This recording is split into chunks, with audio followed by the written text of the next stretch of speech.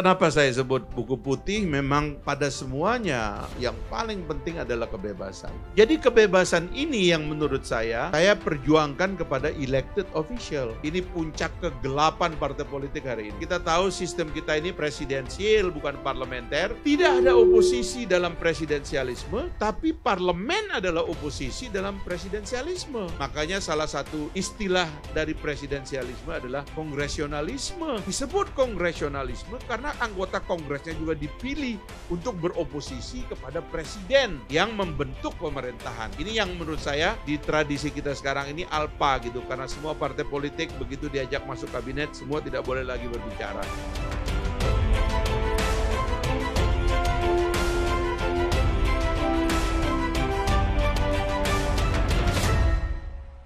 Teman-teman sekalian, Assalamualaikum warahmatullahi wabarakatuh. Salam sejahtera bagi kita semua. Saya terus terang nih, Pak Margarito, Mas Toto, saya nggak tahu inisiatifnya Mas Yus dan kawan-kawan ini, kenapa, ini sudah lama sebenarnya, ini sebelum penggeledahan kamarnya Haji Samsudin ini. Aku nggak paham juga gitu loh. Kok nyampe di Haji Samsudin? Iya makanya, jadi karena itu nanti ada hubungannya dengan itu kan sebenarnya gitu. Saya nggak ngerti, tiba-tiba saya dikontak dan saya bilang oke ya, ini perlu penyegaran. Gitu. Buku ini memang adalah buku terakhir yang saya tulis sebagai anggota DPR, memang terakhir yang saya tulis sebagai anggota DPR, dan saya sebut buku putih memang ada maknanya, ya. Karena pada akhirnya nanti yang akan kita hadapi sebagai negara demokrasi adalah tentang masa depan daulat rakyat di tengah kegagalan partai politik untuk mengidentifikasi perannya secara baik. Itu kita akan menghadapi itu, kita suka atau tidak gitu. Itulah sebabnya saya sebut buku putih, meski di dalamnya memang ada suasana kental dari katakanlah pertengkaran politik saya dengan teman-teman di PKS, ya, dan langsung atau tidak langsung itu mengakibatkan lahirnya Gerakan Arah Baru Indonesia dan kemudian lahirnya Partai Gelombang Rakyat Indonesia. Yang sekarang alhamdulillah boleh kampanye sedikit ini Mas Toto, kebetulan bajunya sudah hampir gelora juga ini kan. Jadi kita sudah di 34 provinsi, alhamdulillah 514 kabupaten kota lengkap, dan bulan April ini insya Allah 100% kecamatan, sekitar 8.000 ya hampir inilah ya. Jadi kita lagi masuk desa sekarang, kalau dulu ada ABRI masuk desa, sekarang Gelora masuk desa dulu ya, sebentar lagi. Jadi rupanya ini ada pengalaman manajemen politik baru yang Mas Toto dan Pak Margarito mungkin juga Parwa Institute perlu mempelajari, dan ini kita juga betul-betul mendesainnya secara sadar, apalagi saya sudah ketemu Pak Jokowi ya, Mas Toto tahu, dan saya tanya-tanya, gimana Pak, ada peluang nggak buat kita? Dia bilang ada, besar peluangnya katanya.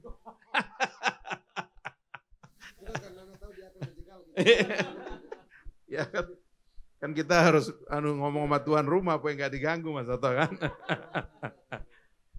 Jadi itu pikirannya, dan kenapa saya sebut buku putih, memang pada akhirnya ini harus dijelaskan kembali secara baik supaya masyarakat tahu di mana kita berada sekarang dalam sekian tahun kita berdemokrasi dan mengejar mimpi kita dengan cara-cara yang demokratis, ya, membangun negara yang demokratis dan menghendaki bahwa demokrasi menjadi platform dari kehidupan kita berbangsa dan bernegara. Nah itulah sebabnya sekali lagi disebut buku putih, ya. Ini saya baca yang tulisan di bawahnya ini. Buku ini adalah pelajaran tentang bagaimana membangun tradisi yang baik dalam partai politik sebagai pilar utama demokrasi. Ke depan kita harus membangun sistem partai politik yang sehat, modern dan terbuka untuk demokrasi Indonesia yang semakin dewasa. Mandat suara rakyat pada diri seorang pejabat terpilih, elected official, tidak boleh dan tidak bisa dengan mudah dirampas dan atau dialihkan kepada nama lain atas nama dan oleh otoritas apapun, buku yang berbasis pada putusan Mahkamah Agung ini menjadi sejarah baru dalam relasi antara individu dan partai politik, sekaligus merupakan ucapan perpisahan saya kepada PKS. Kita harus memasuki arah baru perpolitikan Indonesia yang tidak boleh pernah berkawan dengan kezaliman. Jadi dalam demokrasi itu rupanya bisa juga suatu hari tumbuh bibit-bibit tirani dan kezaliman di dalamnya. Dan oleh sebab itu kenapa pada semuanya yang paling penting adalah kebebasan. Ruang bagi semua orang untuk mengatakan ini yang saya katakan dan saya ingin dilindungi dengan apa yang saya katakan ini gitu. Nah, itu yang saya perjuangkan tidak saja pada awalnya bagi rakyat ya, tapi juga bagi elected official, bagi pejabat terpilih.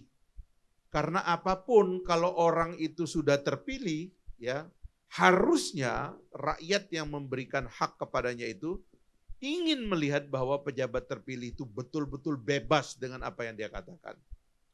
Saya bahkan sampai pada tingkatan, Anda tahu saya pernah membela Victor Laiskodat karena dia berpidato dan itu mau diadili. Saya bilang tidak bisa. Dia anggota DPR, kalau toh harus dia diadili secara etik. Karena wilayah percakapan anggota itu hanya wilayah percakapan etik, tidak boleh dipidana. Tidak boleh diseret ke pengadilan. Nah, makanya saya juga saya mengerjakan bagaimana mengembangkan Mahkamah Kehormatan Dewan yang saya ubah jadi di Undang-Undang MD3 dari Badan Kehormatan menjadi Mahkamah Kehormatan dengan tradisi peradilan yang makin lama kita ingin makin baik gitu. Jadi kebebasan ini yang menurut saya perjuangkan kepada elected official. Makanya saya menghadapinya itu secara sistematis, sekaligus juga mau menguji apakah sistem peradilan kita punya penghargaan kepada kebebasan anggota. Meskipun saya tahu memang ini ada banyak perjuangan politik di dalamnya ya. Misalnya, kenapa saya tidak bersengketa melalui undang-undang partai politik? Ya karena pasti kalah, karena undang-undang partai politik dibuat oleh partai politik. Karena dibuat oleh partai politik cenderung di dalamnya bias partai politik. Partai politik ingin menang. Makanya kalau kita bersengketa pakai undang-undang partai politik kalah kita. Di mana lalu kita berdiskusi dengan teman-teman lawyer dan juga penasehat saya seperti Pak Margarito pakai perbuatan melawan hukum. Kita masuk perdata dulu. Kita masuk ke gugatan perdata dulu. Nah, jadi di buku ini ada beberapa pintu begitu yang saya sebut sebagai realitas begitu ya.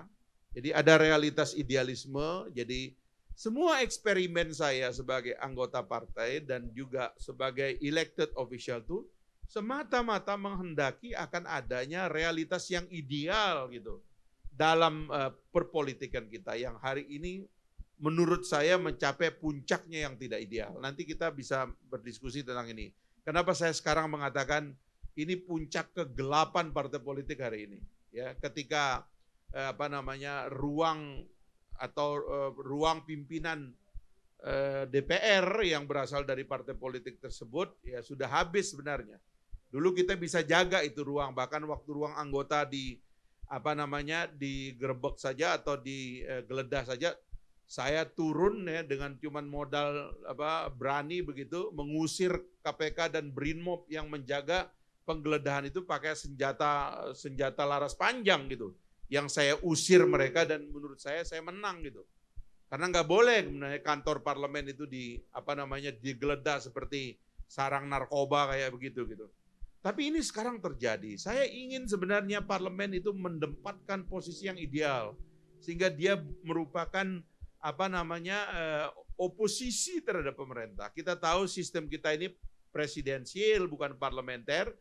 Tidak ada oposisi dalam presidensialisme, tapi parlemen adalah oposisi dalam presidensialisme.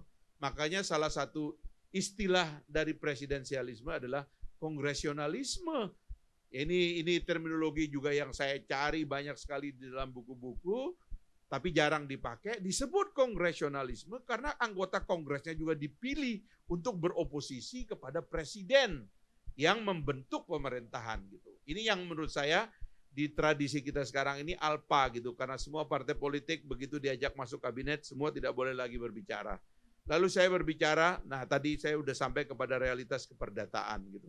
Sengketa kita, sengketa warga negara yang difasilitasi secara baik oleh undang-undang, alhamdulillah saya menangkan gitu, sampai pada tingkat PK bahkan ya, hanya uang 30 miliar aja itu yang kemudian nggak balik gitu. Belum balik lah.